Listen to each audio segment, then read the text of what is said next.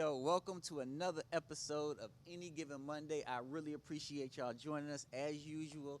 We already had our previous episode, so we had our previous episode with Raw here at Freedom Church. We're back here, Live. but this one is a little bit more intimate because we have a little bit more of a serious topic going on here. The last episode was more about community and accountability. This time we're talking about insecurity and fears. And I got my host, or actually got my producer who's co-hosting with me, the homie KJB. Managed to get him on camera. So, I mean, thank you for joining me. I appreciate it, sir. It's a pleasure to be With the to work questions both you sides. came up with, you got to be on stage. You're going to show your face eventually. Eventually, right? But then also at the same time, I have some special guests with us that are going to join us for this conversation. I'm really excited to have them. First, I want to introduce to you all Stephen Turner. Hey. He is here What's up, from y'all? Fort Worth. Stephen is a recruiting. I got my notes. Is a recruiting business partner for a staffing agency. So thank you for joining us, Thank Stephen. you for having me. He likes cooking, eating, and grocery shopping. I do the same. Who don't like to eat? I don't cook that much, but I do like to grocery shop. So I appreciate that. And then JaMar Williams here. JaMar is born in Gary, Indiana, but you were raised here in Fort Worth, correct? Correct. All right. And then he loves music. He's a foodie. He loves excellent service in anything MCU. So all you Marvel fans out there, just like myself, Jamal's the man to go to. Yeah. He's also married, and he's a father of two, and he's a member of Alpha Phi Alpha. And we just had to congratulate him because his chapter just got chapter of the year. Chapter of the year, yep. Congratulations on that, nothing sir. Yeah. You work hard, you play hard. Right, work hard, play Right. hard. All that. You know what I mean? He's also an associate dean and success coach for dual credit at Dallas College. So thanks for having. So thank you all for joining us, you guys. We can get right into it. First thing I want to talk about is insecurities. Yeah. Right. This was a tough one. You all supplied me with some information on yourselves. But I also wanted to. This is an opportunity for us to have a conversation to get to know you guys, and then at the same time, I get to open up about some of my insecurities Yeah. too. Right. So even though this is not a mental health Right. topic, it is opportunities for us to be vulnerable, right? Yeah. So, but Stephen, I could talk to you first. Insecurities. One thing that you told us about was you have something of insecurity with your physical Yeah. stature, Yeah. which threw me off because, bro, you were like, what are you, 6'3", I'm saying, you 6'4"? got the height. Right. You got Yeah. the About to height. create insecurity. Right, like, bro, I've been stuck at like 5'8", 5'9" for Right. years. So Yeah. I'm like, talk to me about that. I think honestly that insecurity started when I started working at Brahms. Okay. And so I actually started eating a lot because it was convenient. I mean, I worked at a fast food restaurant. I didn't have to come out of any money. Well, I mean, I had to pay for it, but it came out of my check, so I really didn't think about it. And so my family would actually start to tease me a lot. They're like, because I used to be actually very skinny. I don't want to say I was like super athletic, but I played a couple of sports and it kept me in shape. And they started calling me fat, and I was like, okay. Well, I'm starting to now see what I couldn't see before. And in my mind, like me not being able to fit my clothes, I'm like, okay, well, I'm still growing. Yeah, Well, yeah. after 21, I'm still growing, not likely. So I was growing, but I was growing outward, Out not instead upward. of up. Oh, yeah. So yeah, and it's been a challenge. Like I'm quite sure when I go back and watch this episode, I'm gonna be like, ooh, can we take in my face just a little bit? But yeah, that's my biggest insecurity is my weight, and it's been very difficult to kind of get it off. Like I was going to the gym, but lacking the motivation to continue to go. And I had a great trainer. Like he's awesome. But because I love food so much, You gotta it's match difficult. You It's gotta match it. difficult. It How do is. you do that? I mean, don't know. I mean, even like when you're trying to like develop a new lifestyle and everything like that, you know, Yeah. you got your learned habits that you go back to, Right, right? And I right. even have that same issue. I mean, I still go to the gym all the time and everything, but I'm like, no. But I got to a point where I'm like, I just am what I am. You know what I mean? Right. But yeah, I mean, when you told me physical, I was like, bro, like you like 6'2", 6'3". No, Yeah. I asked you this, like, do you feel like your height intimidates people from talking to you or anything like that? Yes. Is that you think that's part of Yes. it too? I don't think people realize just how nice I actually am.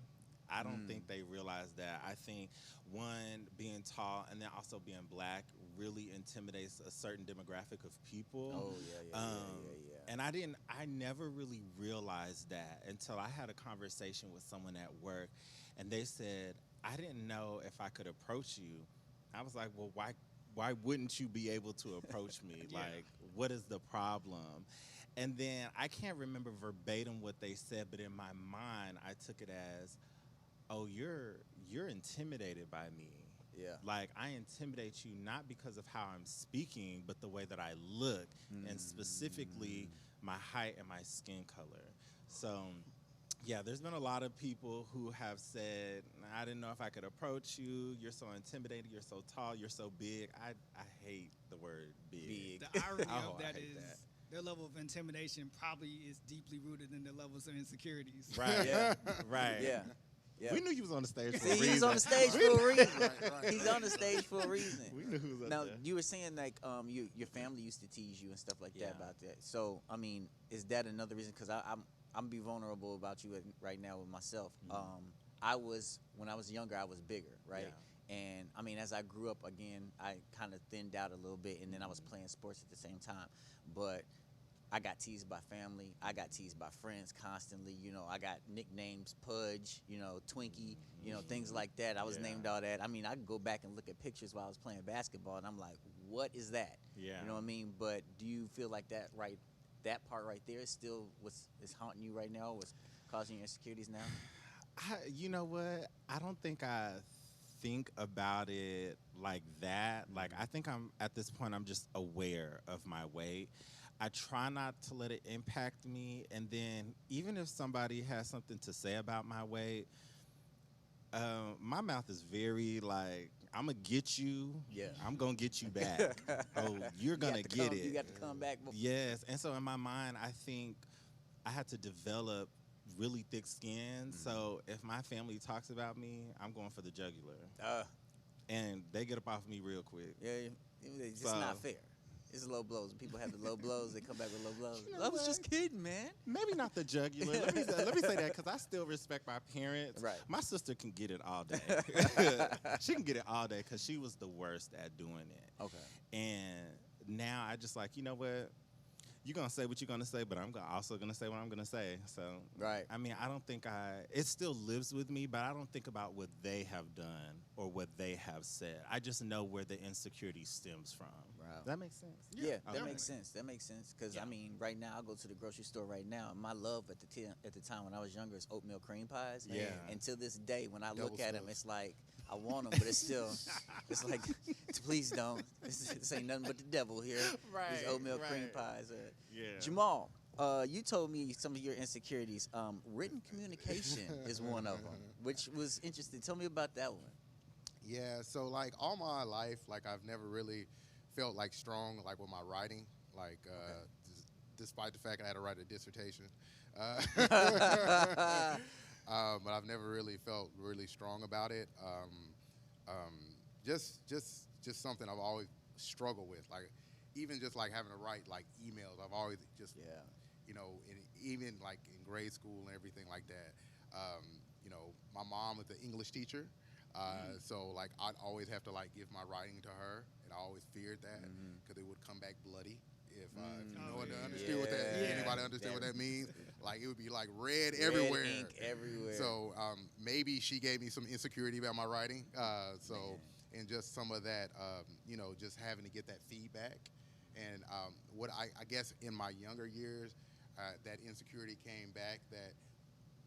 That her providing that was, I didn't look at it as she was trying to improve my writing. I kind of looked at it, she was being critical of my writing. Yeah. So in any time even in like in my young professional years, and it made me feel that like, you know, I just couldn't communicate. Like if you, I would rather just like talk to you about it. Yeah. Right. Like I communicate with you, like let's talk about it, let's have a conversation, let's meet, and then we'll go from there. But then whatever it's like, nah, just shoot me an email about it. I'll be like, Oh, my no. God, get ready to email. I know. It's the opposite of what everybody wants. Right, exactly. Yeah. Yeah. And so, Nah, you like, I need bullet points. I need a summary. Go ahead and send that. So those things would be a little bit difficult for me to do, and I would struggle with that. So I've gotten a lot better, in my later on in my professional life about doing that, being able to communicate written. So I was always very envious of those people that could just drop those things and send things, via written forms. Yeah. So it's interesting because my counterpart is really, really good at that, and I'm like, dang it.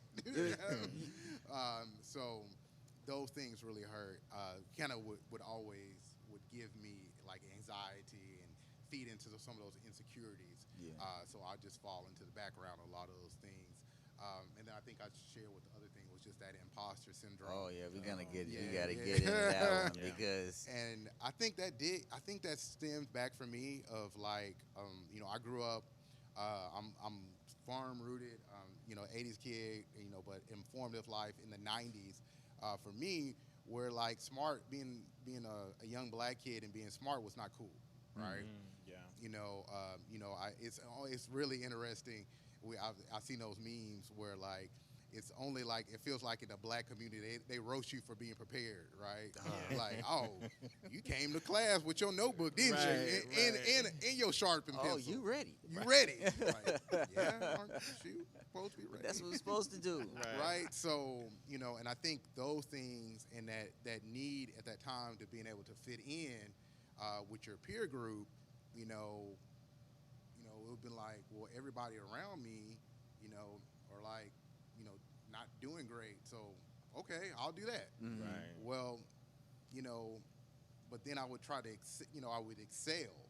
Yeah. But others, as I would excel, I would move into different areas, and I'd move away from my peer group. Yeah. So then, as I moved away from them, they would be like, "Oh, you think you better than us because you do this and this and Yeah. So I had to struggle. I struggled with that because I didn't really, where I was living at, I didn't really have a lot of friends over the people I grew up. The people who were my friends were the people who were at school. Yeah. So it was really much a struggle. I played sports and other things like that where I was like, I played baseball and I ran track. When track, there was other peers there, but when I played baseball, which I really loved, I was the only black person there. So, that made it difficult. So as I achieved, I felt like I wasn't achieving.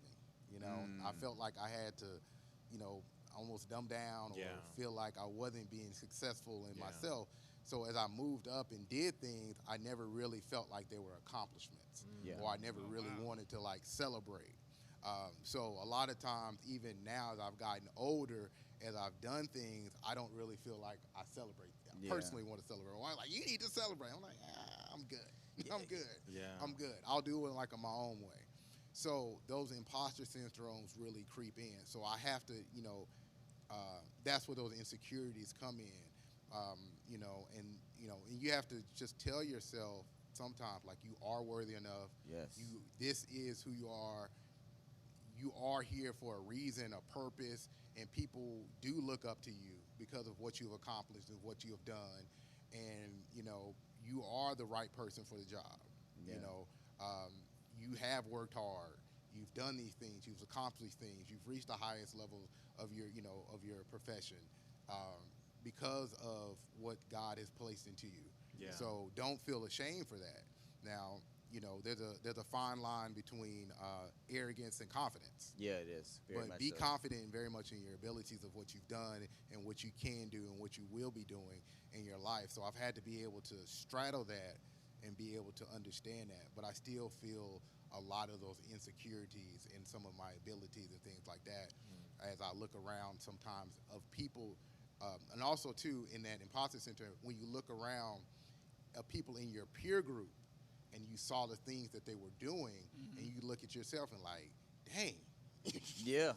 And I would just add just a last piece and like, I'm partly thankful not to be able to grow up in such a social media era that, like my kids and things are growing up in now, because I grew up just with, the people in my neighborhood in my class, right? My group I'm compared to are the people I graduated in class of 98 or the people I grew up in the class of 98. That's who my comparison group. Right. Where my kids, not just 98 in the circle of Fort Worth. Yeah. And then when I went to college, those people in the peer group I went to college, where my daughter is like now, it's worldwide. Yes. Yes. Right? Yeah. Yes. It's a global comparison. Comparison. Right. Yeah, it is. So, those insecurities, but they still haunt me to today. Yeah. My dark moments and things like that.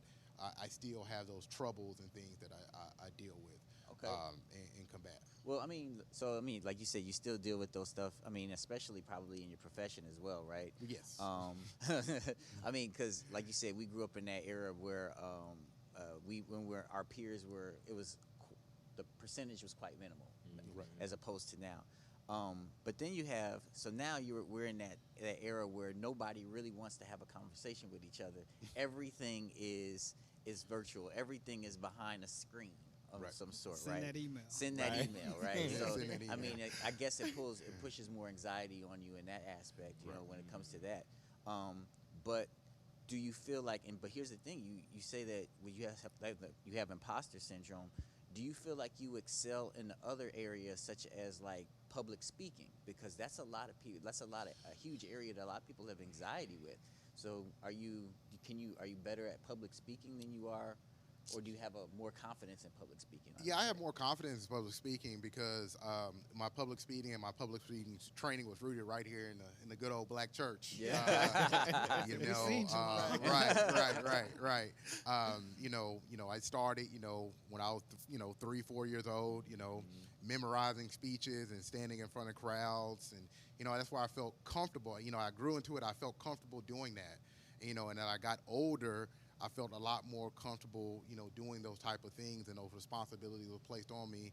Oh, hey, Sister Williams, do you think your son could do the introduction for this guest pastor, or different things like that?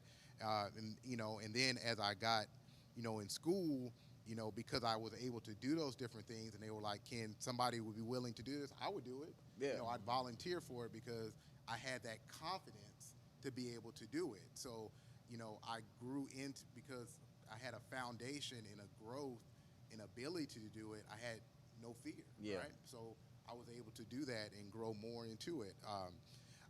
As I've gotten older, I've learned, I feel like KJV, I feel a lot more comfortable behind the background, right? Where I feel like I can do a lot more damage and work in the background in handling and managing projects and moving people in the right place to make sure we can go from point A to point B. Right? Because as I've learned and as I've gotten older, it's really necessarily not about me, but it's more about how other people are going to receive Yeah. and get what they need out of this. Yeah. Right? I don't necessarily need to be at the front, Yeah. or at the foremost, but this is more important for this person or this individual, Right. to receive all right. So how can I focus on their experience Yeah. over my experience? Okay. Right?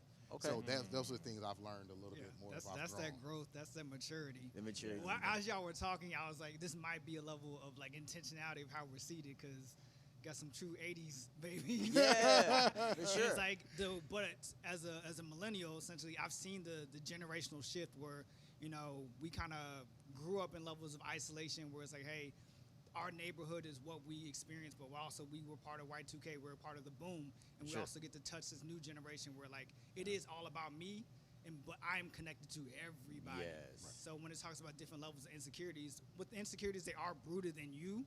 So like it's always going to affect you, but insecurity is when it's just you and your community versus you versus worldwide. Yep. Seeing both of those worlds is like it's a world of difference. Yeah. Yeah. And this new generation is really having to deal with insecurities to the point where anxiety comes hand in hand. Right. I had insecurities, but I never thought about anxiety. It was just like, hey, I felt unsure about something. Yeah. Right. But everybody else had something that they felt unsure about too. Right. Well, And one of the things I want to touch on that Steven said is like, when you were kind of growing up and you were learning about your insecurities, you noticed when it came down to the weight was like, it was something that other people saw that you didn't see. And that is like the key part that makes an insecurity like in your face when somebody brings it to you. Yep. A lot of things that we grew up with is like, oh, that's just me.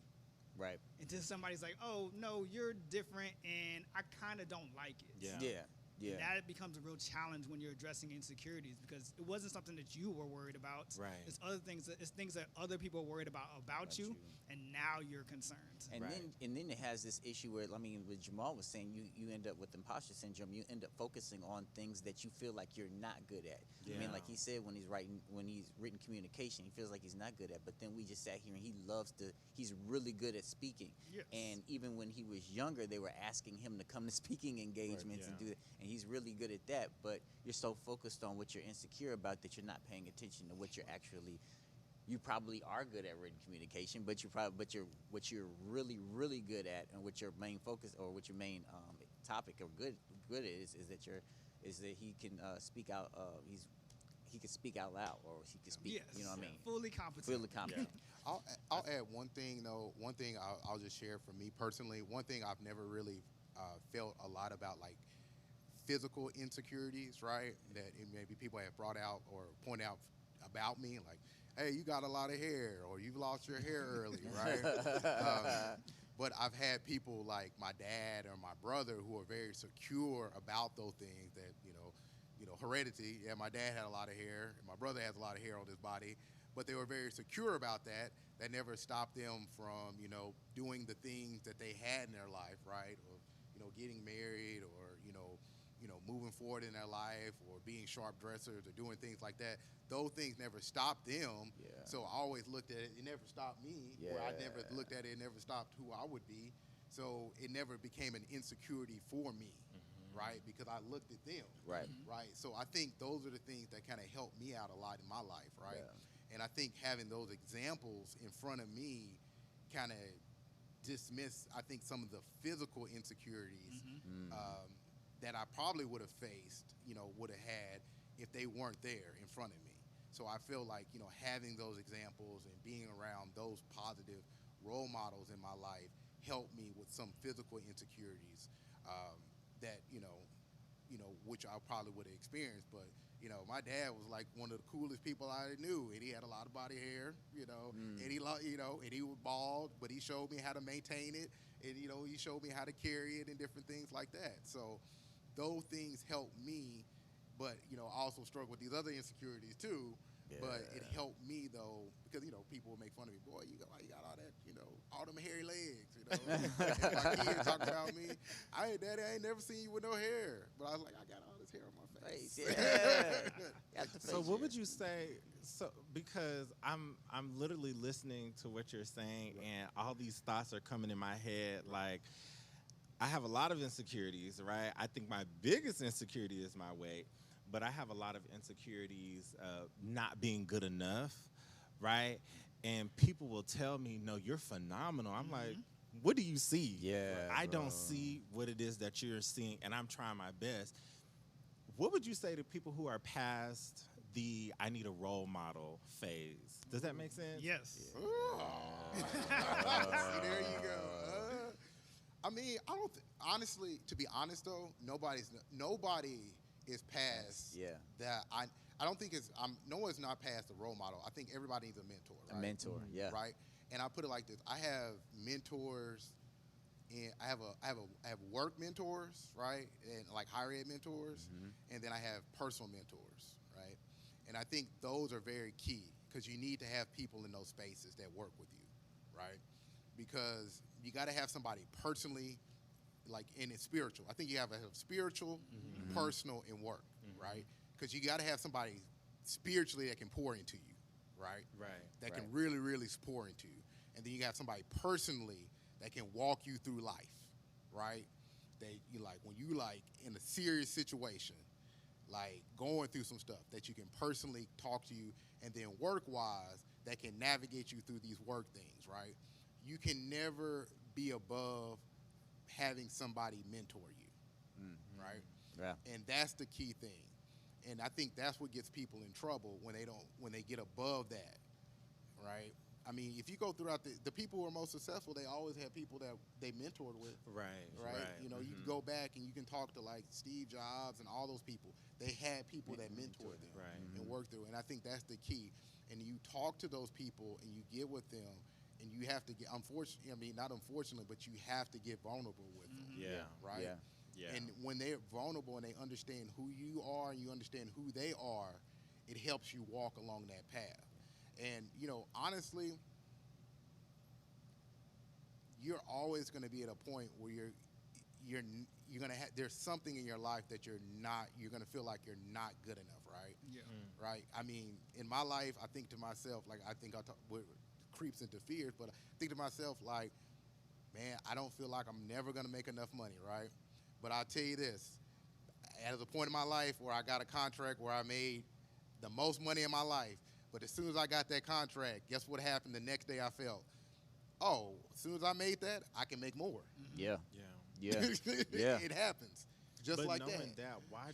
I guess in my mind, why do we revisit those things? Like, if we know that we're going to be taken care of, right, to where we don't have to be insecure, we don't have to doubt ourselves, because that's something I think about all the time is, like, God, I know you brought me out of this. Why do I keep revisiting it, though? It's learned behavior. It's just learned behavior. It's something that you've been dealing with since you were younger. Something might have happened, something might have triggered something, or it's like something that just continued to happen that could have been behind the scenes, but it's constantly building up in you. And it's just learned behavior, something that you're used to doing. Something I have an issue with learned behavior is just numbing situations. Yeah. I know I feel a certain way about something, or somebody says something to me, and instead of me expressing how I feel, I numb it to myself. So now I'm like, half the time things are done to me that I don't even know about them. It's just, like flat out wrong. Yeah. And I don't even know it's somebody else that's watching what happened. They're like, are you okay? I'm like, yeah, I'm good. And it was like, that was messed up. And you're like, what was messed up? Right. And they explained to me what happened. I'm like, Right. yeah, man, if I saw that happen to you, I would be offended. But Right. that happened to me, and I didn't even notice it. Yeah. So a lot of it could just be learned behavior. Right. That's a scary place to be in. Yeah. It is. Yeah. That is so scary. Yeah, very much I so. never, ever want to get to the place where I don't recognize when I'm being harmed. It's I tough. don't want to get there. Right, and you know what? There's a huge chance that it might be happening and you have no idea. Right. No clue that it's happening. You Right. know, no clue. But I mean, we've been talking for 30 minutes already, so I want to jump into fear. I I knew it was gonna go fast. It always goes fast. So I definitely want to jump into fears and just the fear. So and then KJB came up with these brilliant questions, which is why he's on the stage. But like I did ask you guys about some fears that you have, and hopefully, I don't want to jump into those immediately like I did with insecurities. I want to ask you these questions, and hopefully your fears will come out through these questions and what you gave me. So the thing is like, so how do you deal with any? Well, let's ask you this: what makes fear real? What makes fear real? Now, if you have any issues with that, you knew it was coming. But because when he asked me, when KJB came up with that question, I was like, "What do you mean?" So, can you elaborate on that question first? For sure. So, I mean, as we were preparing for this, and as we're just talking about the general discussion of fear and insecurities, like, I'm a very analytical person. So, like, things have to make sense. And I understand fear because I felt it before. But when I really sit back and think about it, I'm at a loss at times. Like, where did this come from? One of the things, even just behind the scenes, where we're talking about, I was talking about creating this set for this. It's like a level of like a scene setting. I thought about like doing like Halloween stuff. Like, hey, you throw some bats up there, some ghosts, some spiders, and all that type of stuff. And it's like we talk about it like those are real fears for some people, but for us, probably they're not legitimate fears. But what makes them not a fear? Like, how can we break down like, oh, that's a bat, I'm not afraid of a bat, or that's a spider, I'm not afraid of a spider. But when we get into some real internal stuff, we don't have a reason why we're afraid of it. We just know we are. So it made me question, like, where did we get these fears from? Like, what made it real? You turn a light off on some people, they legit scared. They get scared. You shine a light on somebody's, I mean, take your insecurities. You shine a light on somebody's weight, they get really afraid. But why? That's good. Okay. So something that literally popped in my head as you were talking, and I don't believe it's the sole reason, but I think it's partially the reason. what we fear is because someone else has feared that, right? Okay. And so the best example I can give is black people. If we see anybody running in one direction, we all gonna follow. We're not gonna ask no questions. We just gonna go, No questions, right? Because we don't want to be caught up in a situation where whatever's gonna happen, whatever, right? I think that we allow people's own insecurities, and I believe that insecurities can turn into fears. Yeah. I believe we allow those things to creep into our mind, and we ponder over those things. Social media doesn't help. Social media paints one story but doesn't tell the truth. Yes. I don't believe social media is the truth at all. And I think it's how we're raised to think. You know what I'm saying? Like, what's an example I could give? I don't have a specific example, but it's more like when you hear your mama say, we don't do that because of X, Y, and Z. Yeah. I believe those things can turn into fear. Like, Learn learn behaviors, but the reason why you're saying that is from the fear. But to answer your question about where it comes from, I believe partially it comes from other people. Now, I can't answer where their fear comes from. Yeah. Right. That's the difficulty. Right. I cannot answer where their fear comes from because I think sometimes things are so small and subtle that it's very difficult for you to even go back to the moment and remember where it's come from. Yep. And you believe that it's just always been, when in actuality, there was like a very small seed that was planted. Yes. And you just don't, you're not even aware of it, even to this day. Yeah. The inception of fear, that can pretty much be worked back to, but like even on a daily basis, what makes that fear real? Like what? It's not a physical thing. I think we do, though. Okay, there we go. Yeah. I think we make that fear real. I think we choose to make that fear real. Yeah. We do. Like when, so I'm not a in the front kind of person. I'm in the back. People don't realize that about my personality because my personality is very big. You would think that I'm in the front. Yeah. No. He is always in the back. Don't ask me to be in the front. Like this doing this right here, this is out of my comfort zone. Right. Like, y'all wouldn't know, but right now I'm having a lot of anxiety. But you wouldn't know just by looking at me. But it's one of those things where, am I going to continuously allow the fear to hold me back? Right. Or am I just going to step into it? Right. Because my fear is as real as I make it. Yeah. And I'm for not sure. going to make this fear real because there are people who need to hear what we're discussing. Right. So, yeah. So, I mean, another thing is like, so I guess it's part of experience, but even when you're not, I guess being fear of the unknown at one particular point, right? So, I myself, when I found out that my wife was pregnant for the first time, instant fear, right? Hadn't experienced it at all. I've never experienced being a dad before. You know, all I know is that I'm a dad. I have a big responsibility to raise someone. Right. But, and there's no instructions that come with this. This is not like a toy that you can, I have instructions to put together or some type of clothing that teaches me how to wash it. Yeah. You know, but I'm like, all right, I'm scared. I'm out of my mind, nervous. I don't know what to do. But at the same time, still now my daughter's 13 years old and now I have a son that's 10 and I'm still scared of of just being a good dad, or even though I've had some type of experience with the way my father raised me, I'm still scared of being a bad father or things like that. And I'm if I'm being truthful with you, I'm scared, but at the same time, I know like I've had good dad moments. Yeah. My kids are doing really well. Like, so why is that fear still there? And that, I guess that kind of counts towards what makes it real, is because you're just like, I don't know, it's just the unknown. Like Right. they get older, their personalities change. Yeah. They get older, they're doing different things, and I'm like, I don't know what's next. So that unknown portion of it, I guess that kind of makes it real. Yeah. Yeah. I mean, it's everybody to each his own. Yeah. And I mean, that's the challenge with fear, or these these concepts, because everybody internalizes it and materializes differently for them. Yeah. I know, JaMar, I want to Yeah. hear your perspective on it. Yeah, for sure. So I had a definition that I came up with. I've been kind of playing around with it. It kind of came to me earlier this week when I was talking to a friend of mine, but it kind of formalized this morning. But for me, fear is the emotion between God's promise in God's revelation. There we go. Mm. I needed that. Say that one more time. Yeah, one Just more one more time. time. so the people One can more write it time. down. So fear is the emotion between God's promise and God's revelation, right? Mm. So I'll give you a personal example for me. So during this period, last summer, I defended my doctoral dissertation. Okay. So I did my defense. All in my mind went well. Come to find out, there were some issues after it, right? So some issues after it, went after it, dealt with it.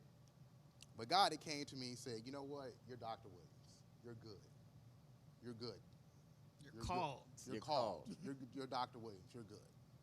So I'm like, okay. So you go forward, Dr. Williams. You're good. All right.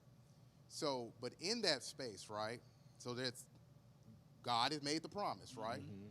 Right? He has made the promise. But in that space, right? In that space in between there, right? I got to wait on the school to do their paperwork and all that stuff and all their things they need to do and all the whatever they had to go through. And there was some other rigmarole and everything like that. So I'm waiting. Of course, there's an emotional period. Yeah. Because of their fear, right? Mm-hmm. Well, what if they don't do what they're supposed to do? And, people saw me do this defense, but, we supposed to do fall graduation. I ain't heard nothing. Everybody expecting captain. There's this fear there, right? But waiting on the revelation, right? I get an email, right? Get an email like a couple weeks ago. Hey, you're good to go. You'll have graduation this, in May. Everything's fine. We'll upload everything. You're good. That's the in between, right? Mm-hmm. But we have to understand, if he said it, he'll do it. Yeah. Yes, sir. Right? Yeah. But it's that human emotion that's in between, right? Now, there's that time that goes in between it. And that's the thing. And it's really difficult that goes through it, but we really have to hold on to that promise that God has given us, right? Now, as you know, I serve on the prayer team, and I tell everybody, it's interesting, God does so many things in his way, in his time. Yeah. Sometimes it happens in the quickest time. Yeah. Sometimes it happens in the most inopportune time. Right? But it's interesting. But it's how he works with us in his fear. But I think sometimes he covers us. Yeah. Mm-hmm. But I think if we want to mitigate the fear, we have to stay close to him. Yes. Right. Absolutely. The further we move away from God, the more we're paralyzed by fear. Yeah. Right. More opportunity for the enemy. Right. Yeah. More. And yes. And the more we succumb to the energy, right? The enemy. And I see that a lot. I think we see that a lot. I guess. I put it like this. He did it once again. And you'll see. And I think we see this a lot amongst our youth, right? And speaking in my household, the more we move away from God's voice, right, the easier it is for temptation and the other things to be in the ear, right? And I think that's what we're seeing a lot more, right? Yeah. So as we got to move closer and closer to God, and it helps us to mitigate those fears, right? Now, I'm not telling you fear is not going to be there. Yeah. Yeah. It's going to be there. Yeah. Right. For sure. Right? But as you closer to God, it helps you understand, and it helps you keep the fear in check a little bit, right? Because we're going to have to, look, we can go outside, a car can come, and about to hit, we're going to have fear. Yeah. Yeah. Right? Because it's a natural physiological response, right? We're going to have that. But the other thing about that, am I going to have to worry about how I'm going to move through my day-to-day life? Yeah. You shouldn't be having that, right? Mm-hmm. I mean, let me take it back. There shouldn't be that level of fear, right, if you're walking with God. Yeah, you can separate awareness from fear. Right. You shouldn't have that. If you're walking with God in your life, you should not necessarily have that, right? Because you know what, God, you've got me. You're a part of my life. I've made my prayers. I'm in your word. You're telling me the things I should be doing. These things should be with me, right? Right. And I have an understanding about that. But if you're trusting him, that fear should be at a somewhat lower level. Yes. Right. So these are the things we have to be able to understand. And then also too, you have to always think about. I talk about this. My mentor talks about, like, God has placed you in a certain position in your life, and are you doing the things to keep you there, right? I think Rob has talked about this in his sermon, right? Mm-hmm. Like, hey, God has placed you in this position, right? But are you doing the things to keep you there so when it's time for you to be delivered, you're in the right spot, right? Because sometimes that fear you may have, you move in the wrong spot out of fear, now you got to start all over again. Yeah. And I mean, I'll ask you this because I want to talk to you about this. You're married. Yes. Congrats. Just congrats. And beautifully and happily married. Happily married. Happily married. About to be 14 years. Coming up next month. Oh, I'll be I think I'll be 16 years coming up this year. Amen. And then Justin's coming on 2 years, right? Now we also have a lot of young men that we know that are actually in the engagement phases, getting ready to get married this year or in the next. So what were some of your fears? Because one of yours that you stated was being a husband. Yeah. What were some of your fears being a husband? I think mine is always, as a husband, providing, right? Yeah.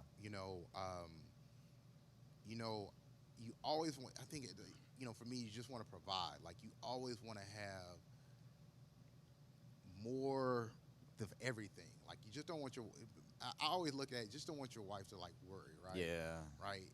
But then I got to a point where I figured, like, it's not necessarily about money, right? Because in the day, I learned, I probably about maybe like 7 years ago, I just learned, you're just never going to have enough money. Yeah. Right? Yeah. It's not going to happen. It's not going to happen. It's not going to happen. Unless someday it's just all going to be, you go to the checking, it's just going to be all nines. Yeah. Right. It's not going to. Unless Prayerfully. Prayerfully praying. Happen, Right. it's going to be all Exactly. nines. I don't know when it's, okay. But I just learned it's always going to be money. But, I just thought it's just, just not failing as a husband, right? And failing as a father. Those are two things. My fears.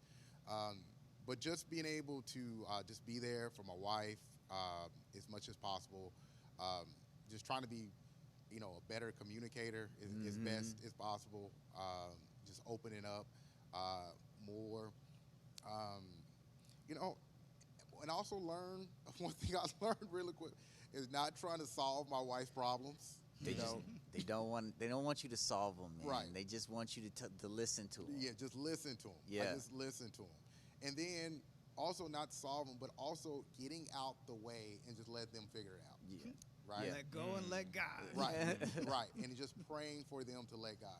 And even if it's very frustrating to watch them struggle, but it is their journey, right? Yes. So one thing I figured, you had to learn in marriage, it's still two individuals, right? Very much. You are still two individuals, right?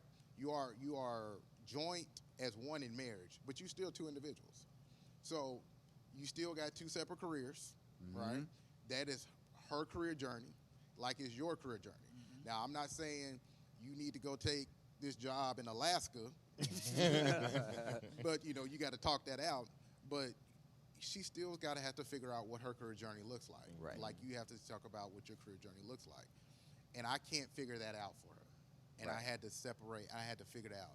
Like, even for my daughters, they're in school. They have to figure out we can guide them through that process, but they're going to have to figure out what their academic journey is going to look like. Right. I can help them. I can walk with them. But in class, they got to do the work. Yeah. Right?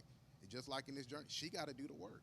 So what made me ask you that is because I'm 15, like I said, 15 years in the game, and I'm still learning her very much, right? Oh, absolutely. And we're both of us are evolving so much, but I'm watching her change. Like, my initial fears for being a husband were, can I provide? Am I going to be able to do that? Yeah.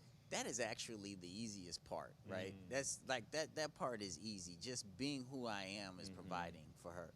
But the fact that she's evolving and she's becoming the person that she is, more of a leader. Now I'm like, can I keep up? Right? Can I keep up? Is she's actually making decisions on herself? The ones that she was looking for me to make the decisions on, she's doing that on her own. She's doing that, and I'm like, all right, is it getting to a point where she's not gonna need me anymore? You know what I mean, or something like that? But very much so, she still still has insecurities. Yeah. But I didn't realize I'm focusing on all that stuff that she need me anymore.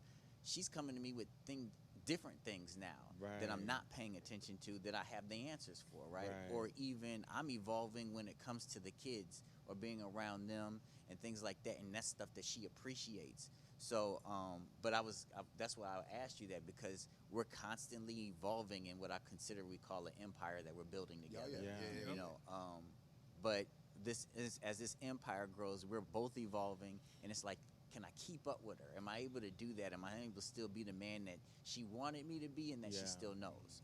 So that's what made me ask you that about her husband. So when you put that down, being not failing as a dad or a father and a husband, I was like, I gotta harp on that. And then I mean, even still, we talking about like, you know, fatherhood and husband, and like, but it all still kind of relates down to relationships. As well. So in the aspects of fears, I think one of the things that come up in just relationships, not always platonic and intimate relationship, is also, I think, identity. How you show up. Who you are. So for me, on the lanes of parenting and also just marriage, like, I've been a certain way for majority of my life. Now I have two instances with my wife and my daughter where they don't always accept who I've been. So I have to learn how to like maneuver through these different life challenges. And that can brood into a level of fear. Like, I don't know who I am or who you want me to be. If I mold into that, who am I at that point? Am I losing myself as I continue to grow to be ideally better for the women in my life?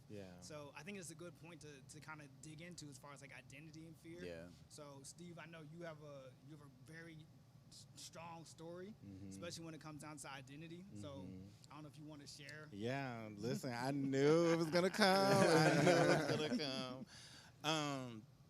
So as it relates to my identity, I was actually here at Freedom Church, and I think it was Pastor Jack was preaching. Jack Stark. And he prophesied over me. He pointed me out. I'm deep in worship, okay? Don't bother me. I'm talking to the Lord right now. And my friend was standing right next to me. My eyes were closed, and he was pointing to me. He said, "You, the white shirt, black jacket." That's a comment. I remember this. You remember this day. Yes. You 6'2". Yeah. Right. So my friend taps me on the shoulder, and I'm looking directly at him, and he said a lot, but what really stuck out to me was he said that God wants to give me a new identity. I already knew what he was talking about, but I was like, nah, whatever. So a couple of months later, May 8th of 2023, I had a prophetic dream. And that dream was so crazy. I'll give you like a brief version of it.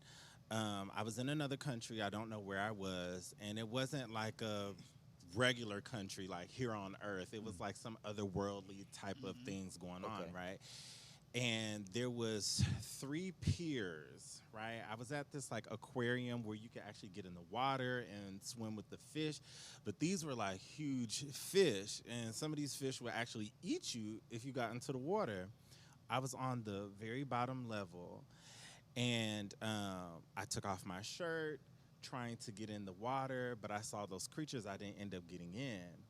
And so they scared me because I saw like a snake-like creature wrapping around the pole. I started going upward. My friends, I thought about going back down to get my shirt and my clothes, and I didn't end up going, and my friends were going to get it for me. I told them, don't go down there because what's down there will eat you and kill you. Well, one got half eaten, the other died because of the monsters. I kept going up, and I left my shirt. I said, when I woke up, I was like, Lord, this was not a normal dream. as I think about the dream was related to what Pastor Jack was saying about a new identity. That shirt was the old identity that had to come up off of me. And as I'm on this 3-tier system, this 3-level system or whatever, I'm going up. And the people who are around me were trying to get me to go back down. And I was warning them that I see what's down there. You don't. I'm trying to help you, but I wasn't even meant to help them. Yeah. And so what that means is I used to identify as gay. And when Pastor Jack said what he said, I was like, okay, Lord, I hear you. I hear you. I have been... People have bullied me and teased me so much growing up that what's the other option but to beat people up? And that's what had to happen. And when the Lord gave me that word, I was angry. I was angry because I'm like, Lord, I had to go through bullying. I had to go through, just family dysfunction centered around me being gay. And I cried. I was in the shower. I was crying. I was so angry at the Lord. I'm like, Lord, why tell me now? I'm almost 30, and you're telling me this now. You could have saved me from so much. And I realized that my only identity is in God. Man. Yeah. That's it. I don't even have to identify as a black man, a tall black man. I don't have to identify as any of that. I'm literally a child of God, and that's it. Now, I will say, is there still the attraction to me? Absolutely. But that's something that we just going to have to continue to pray about and like, Lord, heal me, deliver me from this. But I think it's so awesome that I don't have to put on any labels. Yes. I don't have to do any of that. Like, the Lord is literally taking care of me. Yes. Like, I am good right now. It's a tough journey. It's not easy. Like, this is a struggle for me because I'm still trying to figure out who God wants me to be. Like, God, I know I'm your child. That's easy. That goes without saying. Like, I'm yours. But what does that look like specifically for me? And how do I live that out? Like, how do I live that out? So I know that God wants to take me from being in the background. God wants to put me up front at other people because my story is going to reach millions. Sort of like, what's her name? Jackie Hill Perry. Yeah. It just like her story, I think my story is just as impactful, but what I appreciate more than anything else is when I encounter people, they don't, I want people to really understand this. Don't clap and rejoice because I don't identify as gay and that's no longer who I want to be. Clap and rejoice because I'm submitting to the Lord. Yes. There it is. There it is. Clap and rejoice because I'm submitting to the Lord, because if you're clapping for anything other than that, you're clapping for the wrong reasons. Yeah. I think me no longer identifying as gay is the plus. Yeah. Right? But I truly want what God's will is for me more than I want my will for myself. That's awesome. So, yeah. Awesome, man. That is phenomenal. That's deeper than go ahead. No. I mean, that's what it is. I mean, I asked this question and I love Stephen's story because it helps show when we root it back to fear, and that's why I asked my beginning question: where did our fear come from? And Stephen's gone through his levels of like, hey, these are fears and insecurities that I've had in my life, but at this point where I'm at right now, how I pushed through it is because I realized, to Jamal's definition, I'm working through God's revelation. Yeah. This, when I'm focused on this pushes all my levels of insecurities and fears away. Yeah. So as we're having this conversation about insecurities and fear, we can talk all day about what we actually struggle with, but how we pushing through it, we've all figured out like this is the track that God's put us on. Right. Yeah. And when we focus directly on him, these other things start to wash away. Not to say that they're gone completely. You know, none of us have said we've eradicated a fear or that insecurity has been dismissed. Right. But we know there's something bigger, And through our tests and our testimonies and being able to exude them and talk about them in these different platforms, helping other men to be able to see that this journey continues. You're not alone. Yes. None of these insecurities are singular. Yes. Anything that we say, somebody who's listening to this has encountered. Yep. Right. So we're all going through this, but we figured out like there is a pathway that we need to follow. For sure. For sure. For sure. Yeah, and I think even what Stephen was saying, even in what what he had talked about. I mean, if you were a place that just was gay with addiction, with pride, adultery, any other of those isms that we think about, that we've been dealing with, and then you said you replace that with the identity of God. Yes. That is the key, right? Yeah. So, and I love how he put it, that no, it's not about this, it is about God. Yeah. Right? I had to put God first before anything, and that's the thing we need to celebrate. And I think that's the thing. I think a lot of times in church, especially in black church, right, we celebrate you put down that before we talk about that we uplifted God, Yeah. right? Because they're like, oh, thank God, and then they come up and thank God you did that, and you put that side away, right? And they don't even think about that you brought in God into your life, and they don't even think about any of that, right? And then they go back to church. Thank God that boy done done, and they don't uplift. They think about the negative part of it, or they think about all those other things of it, and they don't even think about the praise, and then they don't think about the journey and the support that's needed to go forward, right? Yeah. So that also too has reached me on so many other levels, Stephen. You don't even understand, and I'll probably have it's on down the road. Open book. So anybody who knows Stephen, ask this question. Right. Get the story. Right, and it's down the road. But I think one of the things, and then going back to the fears, right? Yeah. But think about it though, right? What was the key? Also the key indicator when you think about even with Jack in that revelation, right? You were already in an intimate moment with God. Right? Yeah. Right. So if you think about it, if had you or not, maybe you in a moment using your phone, right? Right. You wouldn't have been able to receive it. Right. Yeah. But because you were close to God, right? That fear had been subsided. Yeah. You've been like, hey, hold on. Like you could be able to in a position to receive. So it's just so thankful that how we're able to receive it. And again, the timing of these things. God moves in such strange ways. Yeah. Right. Just a small anecdote talk about just fear and just giving our plans and stuff to God. One year we had talked about we needed to save money. We were going to get out of debt. We didn't know how we were going to do it or whatever we were going to do. Yeah. And it was 2020, the year, and we were trying to figure it out. We didn't know how we were going to do it. Of course, in 2020, it was 2020, right? Yep. When the world shut down. Yeah. That was there. Shut down heavy, hard. Right, shut down everything. Man, we saved so much money in our life. I think we cleared like $12,000 in debt. Oh, that year. wow. But we didn't know. Right? Yeah. But, God figured it out for us, Yeah. right? But we put our plan and God's promise, right? Right? And, literally in February, we were like, well, we going to pay it. We going to make the first payment. We did it. We didn't have no money. Yeah. March rolled around. We made the second payment. But by March 15th, we were like, what? Wow. We was inside, Yeah. And the rest was history. But these are the things we have to understand. We just have to give it to him. Yeah. And we allow him to figure it out, and we kind of go from there. And those are the things we need to understand, and get in our fears and everything that we do. Put ourselves in position, give it to God, and just let him work it out, right? And try not to take it and put it in our own hands, because it becomes a mess in our own hands. I want to touch on really quickly, because I'm hearing it in my head, so if I hear it, I got to say it. That's what's up. And this is for anybody who's watching. There's going to be a point where you have to. Can nobody make the decision for you? You're going to have to decide, I'm not going to be fearful anymore. Yeah. That's a good, Yes. absolutely. You have to get to that point, no matter what it is.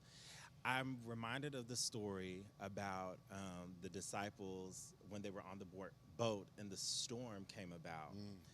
And most people focus on the storm and when Jesus was with them during that storm and how he was calm, but nobody really focuses on what Jesus said before that. Jesus told them that they're going to the other side. Mm. Jesus already promise. said that, the promise, right? Jesus already told them, hey, we're getting the boat, we're going to cross over. It doesn't matter what comes in between. You've already gotten a word from the Lord that it's going to be okay. Yeah. Like, if I see Jesus, now that I know what I know, Right. let me say that. Right, now right, that I know what I know, exactly. if I see Jesus chilling out in this boat, Jesus, make some room. I'm finna chill out with you. With you. Right. Exactly. You know what I'm saying? And so you have to get to a point where you're going to say, move out the way, Satan. Yeah. Because you got me in this fear. Yes. You creeped into my mind. You planted a seed, and I allowed you to do so because I've been separated from God, as we were talking about earlier, right? But no more. And I think even just with my story, I got tired of all of the mental effects that came along with trying to be someone I was never meant to be. But that's another story for another day. Yeah. Steven trying to go to a part 2. I But know, right? I know. But that, I mean, I would just talk a little. I mean, I'll share that. I think that's one of the things, like I was talking about, like the current, what we're seeing currently now. I think that's very pervasive. What we're seeing currently now in the culture, we're seeing a lot of, individuals or the younger generation is inundated what they're seeing, and they're being what the world is saying they want them to be, but that's not who they are.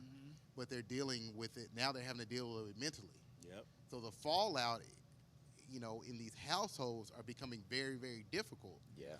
Because not only are you seeing it not only with the kids, but sometimes you're seeing it with the parents. Yeah. At a lot of times, right? That generation is becoming parents now. Right. Yes. Right. So, matter of fact, one of the things you're also seeing the kids and the parents are so close in the age. Yes. Now, right.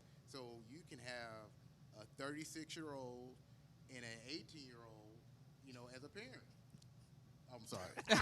did I hit too close to home? Boom. So that's what it's gonna be. Boom. but what those are things that are happening. But you're not only seeing that, but you're seeing the younger kids, who are in kindergarten or, they got a phone, the mama got a phone, and the mama 25, 26, and they're trying to, they all got Instagram. Yeah. Yeah. And they're inundated. Yeah. And we're trying to, like recently for even just the fear, just dealing with the fears of a parent, we're trying to put the genie back in the bottle. Yeah. Trying to put It that ain't. sand back in the bottle. Yeah. Right. And it's like as a parent, and that's one of the things, just thinking about the parenting and the fear of failing as a parent is like now, what do you do now, of trying to figure out how to undo some things, right? Yeah. And that becomes really difficult. And you're struggling right along together and trying to do that. So these are the things you have to deal with, and you're hoping that you're not, have now set up this, put together a generational curse. Yeah. To your kid. That's when them fears start to creep in. Right. Hey, I'm not exuding a fear that's now being projected to my children. Yes. Yeah. And now that level of generation. Yes. I think as a child, because I personally do not want children. I'm good being single. I'm good with all of that right now. The Lord may fix me up. Uncle Steve. Right. I'm good with that. I'm great with that. I'm an uncle right now, and it's beautiful. Right. It is so beautiful. But I think one of the biggest things that my parents taught me in my adult age is being open. Being open. I had a conversation with my parents because I was going through a lot. So much so I said, Mama, Daddy, take me out. I don't want to be here anymore. I was going through it. And one of the things that helped me on my journey is my dad specifically said to me, son, I acknowledge that we failed you in certain areas of your life. And when I say there was a huge weight lifted off of me, because here I am with the people who caused a lot of my hurt. And as a parent, not even just people, you're my parents. And growing up in black households, parents don't acknowledge nothing. Yeah. What you said about, oh, I didn't do that. No, you did. But we just don't talk about it. Yeah. The fact that they could acknowledge the hurt and pain that they caused and take account of, I don't even need a sorry. I think the accountability, that's what I need more than anything, and change behavior. And so when y'all talk about like parenting and your fears, I always tell people who have children, just stay open. Literally stay open. There are some things as a parent you got to shut down. Like, look, just period. And it's unfortunate because it may impact the child, but always stay open and have that conversation and just let them know, like, hey, this is what I'm trying to do. This is what I need you to see. Then also be open to hear from them what exactly you're doing and how it impacts them. Of course. So check it out, guys. So we are over time. I knew when we get in the fear it was gonna be big, but I mean it was just a huge conversation, and we can definitely do a part 2. And the fact that everybody that's viewing has got an opportunity to see vulnerability with all of us, and they get to know us a lot more. I think it helps. One of my last questions was, how do you develop a safe space, or where is that? And I think that we already established that. We all kind of conceded that just being in God's presence and being closer to God is that safe space, right? And I think that would definitely help, and that's actually very much a great advice that we can give to people that are listening and those that are watching. Can I add one thing about the safe space? Sure. I think one thing about the safe space, and I want to articulate this really well.